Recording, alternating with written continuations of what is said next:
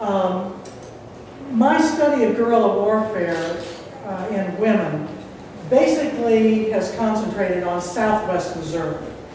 I have a few things in here that apply to your area.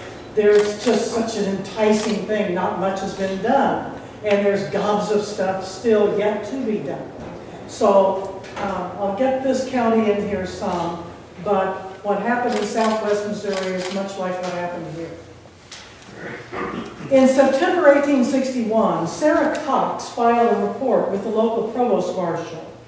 While her husband, Unionist John C. Cox, was away from home, guerrillas, with their faces blacked and with streaks around their eyes, came to her home late at night and told Sarah that they intended to kill the damned old abolitionists.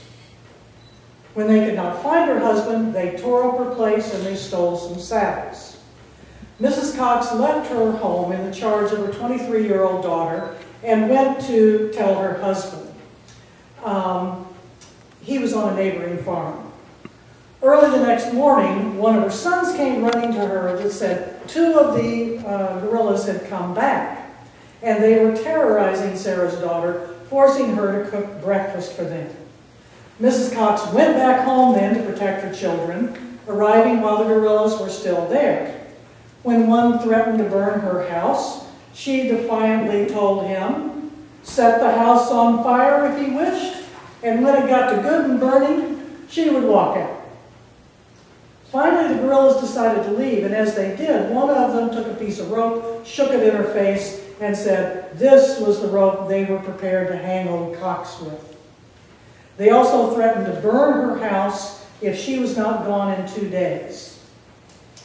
Vowing that she could not be run off by a set of thieves, Mrs. Cox evidently was fed up with the whole affair, angrily told the marauders that they might burn the house, kill my children, hang old Cox as they called him, but I would remain upon this hill. If they burned the house, I would strike a tent and remain here. Now, this was September 1861. The war wasn't a year old, yet the role that women played in these public events had already begun to change. Interestingly, there was an incident in Saline County that echoes the Cox event. This was in the spring of 1864. Near Arrow Rock, federal soldiers appeared at the home of Martha Horn and demanded her corn. She picked up her axe and stood in front of the corn crib. In her reminiscences that were recorded in 1913, she described the action. One of the guerrillas had a rock and he was going to break the lock. She said, I took a step toward him, drew back the axe over my shoulder, and told him if he struck that lock, I would brain him. He gave me one full look in the eyes, his hands mechanically parted, and the rock fell at his feet.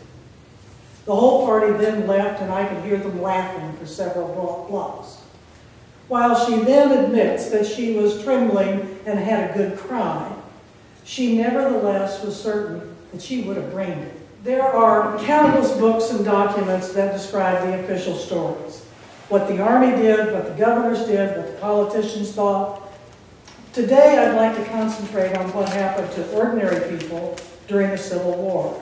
How did those who lived in western Missouri particularly manage to survive?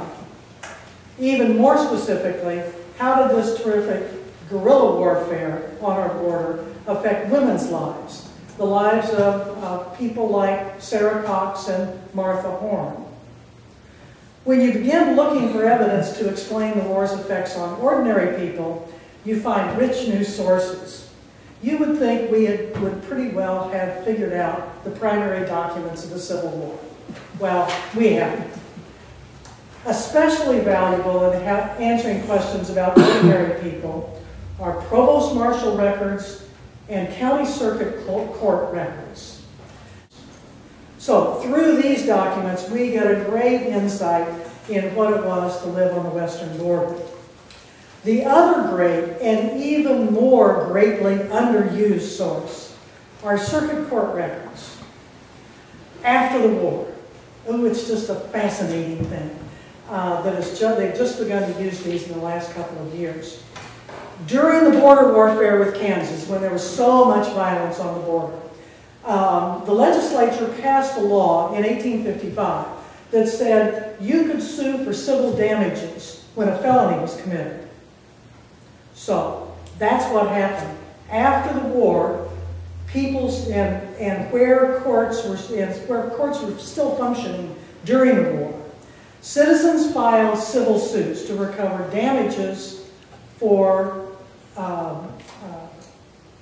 damages suffered during the war. And if they received a judgment, the court could attach the property of the defendants, they could sell it, and then pay the court judgment. Guerrillas who left the state often never knew that their property had been confiscated or sold. In Jasper County, and that's where I have looked at these court cases, almost all the suits were filed by pro-union citizens against mostly local guerrillas. Another wonderful former student, Matt Stiff, who did his master's thesis on a project that started as an undergraduate. He has found in his master's thesis half of these lawsuits were filed by women. Some were very simple and straightforward. Berthenia Townsend's suit asked for damages of $5,000 for the murder of her husband.